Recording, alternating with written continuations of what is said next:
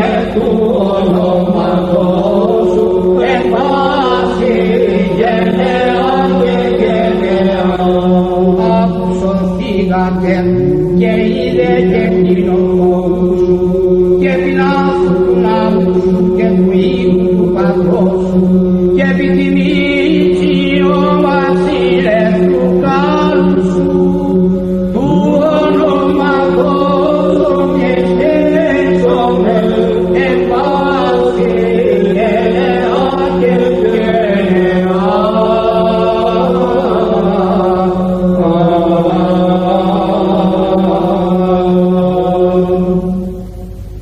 Και υπερπαταξιωθήνε ημάς της ακροάσεως του Αγίου Ευαγγελίου, Κύριον τον Θεό